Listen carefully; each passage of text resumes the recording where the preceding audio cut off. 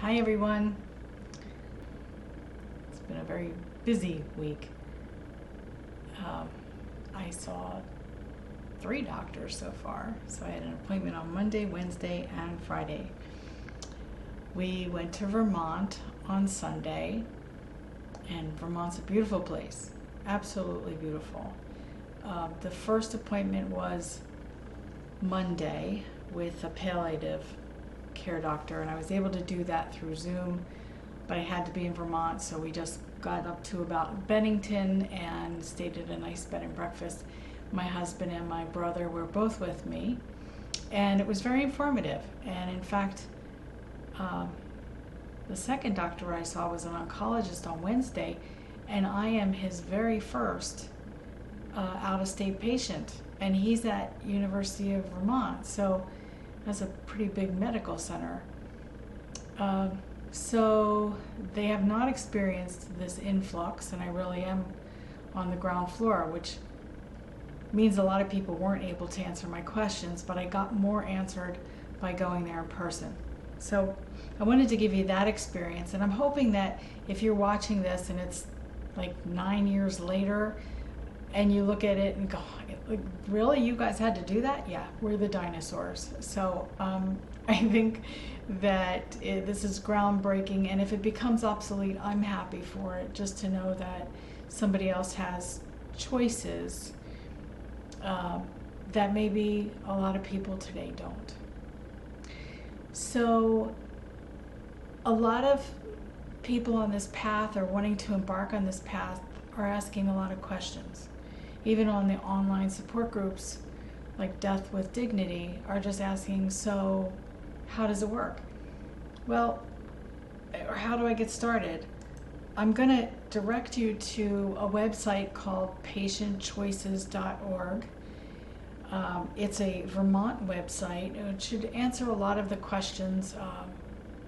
Recently it's been updated to include the out-of-state questions. It's still not totally up to date. I think they're just still working things out in Vermont. My doctor had to get back to me on some of my questions. And so it's very important that you understand that, like, yes, you can go to any doctor, I'm sure. However, most people recommend, as I do, is to get a referral from the oncologist you have right now. That's going to be easiest because they can send your records and things like that. The people I met with were just very, very, very nice. So I spoke to the first doctor in Bennington, the palliative care doctor, and she does most of the paperwork. So you have to have 2 doctors. The second doctor will be the oncologist. And I had to go up to Burlington for that. So we drove about 5 hours from Pennsylvania, stayed overnight, and then we headed up to Burlington, which was another three or so. I think altogether, the trip was about 8 hours. So it was nice to break it up, because coming home we just flew, and I mean, we didn't literally get in an airplane, but we really did just go straight through, and it was pretty exhausting. Of course, I get exhausted pretty easily, but I didn't have to do any of the driving, which I was really grateful for. Anyway, the second doctor, and I'm not going to offer names because that's not really necessary, but the second doctor, the oncologist, well, I should say this. One of my big questions was the subsequent visits. Do they have to be all the way up in the north in Burlington? Or can I do teledocs or Zoom from then on? Because I have to go a couple of times. A couple of more times probably. And the first doctor seemed pretty knowledgeable. She said, you have to see one doctor in person one time. And so apparently I have fulfilled that requirement. The second doctor didn't know if that was right or not, but he did get back to me and let me know that he would not need to see me again in person. So we would do teledocs or whatever. Um, and I got a lot of information as far as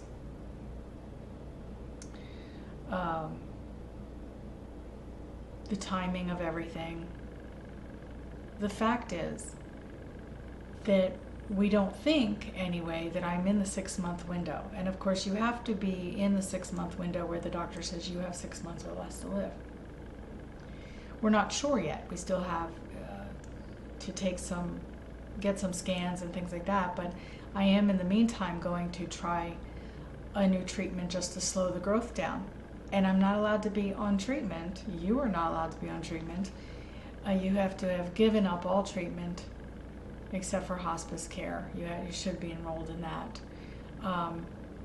in order to make a request.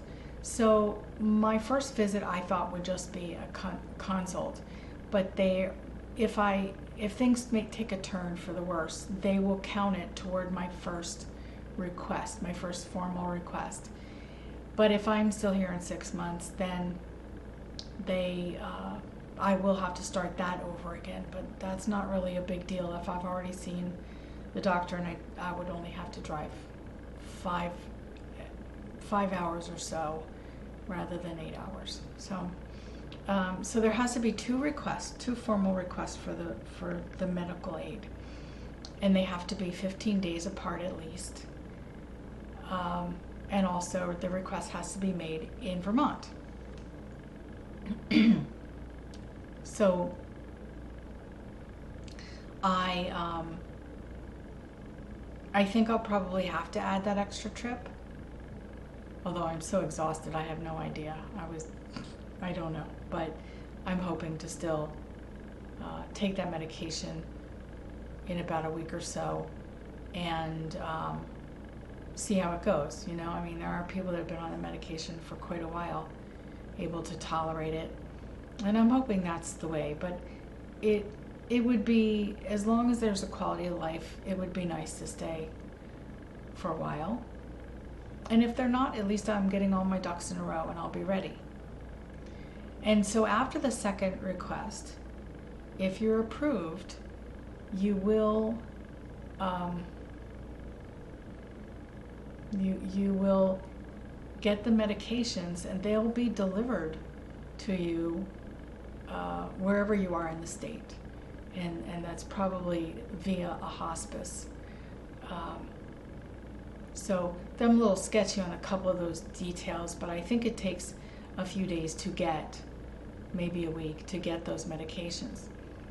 So on that last visit, a request, I'm sure that the approval is immediate. That seemed that way for the first time. And then waiting up to a week maybe, and then you don't have to leave and come back. You can't go home without that medication now. You can't take that medication out of the state. So the only question that I actually still have that no one can answer yet, the newbies are the out-of-staters. Where do we go? I mean, I'm not going to consider doing this in a hotel room or a bed and breakfast. I wouldn't do that to people. I wouldn't do that to other people. That's bad mojo. I could only do it where I was welcome. So I posed that question to both the doctors. And the first one, the second one, I'll just skip that one, but he had no idea. No idea. I'm his first patient. But he was going to ask around. The first doctor said that they were trying to put a network of Airbnbs together that would allow this. I don't know, maybe there's a big extra fee. Maybe that's what they would be known for. To be honest with you, there's a market here. If you're an entrepreneur, there's definitely a market here because I believe there will be an influx of people, and they're going to need this. So I told them, you know what? She said they didn't have any Airbnbs yet, so it's just an idea at the moment. It's not a bad idea, but I ended up telling them both I'm just looking for that underground railroad, I guess. I'll find that secret network, no problem. I just gotta scope it all out. In any case, it was a beautiful, beautiful trip.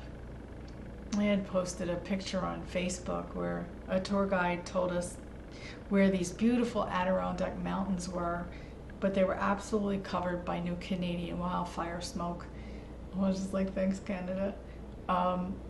So I know there were mountains. We saw them on the last day after we checked out. But for the most part, it was very hazy. So I'm hoping no matter how north we go next time, that we get to enjoy some of the mountains. I wanted to see a moose. That didn't happen. Everybody says, no, you don't want to see a moose. Yeah, I want to see a moose, but I want to be in the car and I want the car to be running. Anyway, so I'll see if I can insert a few excerpts of the of that video or a couple of videos. And if it didn't happen, I'm sorry. I just, did the easy thing. So if you have other questions I may not even addressed and I did have answers for, please feel free to comment down below. I don't wish this journey on anyone, but knowledge is power. And right now, being in control, if you're healthy enough to be in control, you need to do so. Okay? Everybody I ran into was so nice. So they're making that experience as pleasant as possible. Treating you probably the same as they would their own residents. It's just that they're still feeling their way around in the dark, just like us. All right, so be patient. And again, I would refer you to patientchoices.org, where you'll find most of your answers, I'm sure. Okay, so I want you to have a wonderful day, and I'll certainly keep you posted. And I think that's it for today. I'm really tired. Sorry, I'm probably dragging butt right now. So. Anyway, the trip was just it was probably a little too much. It was a great trip, but a little too much. All right, love you all, and be blessed. Feel blessed. I know I'm blessed. Have a great morning, afternoon, evening, wherever you are, and whatever time it is. Okay. Bye.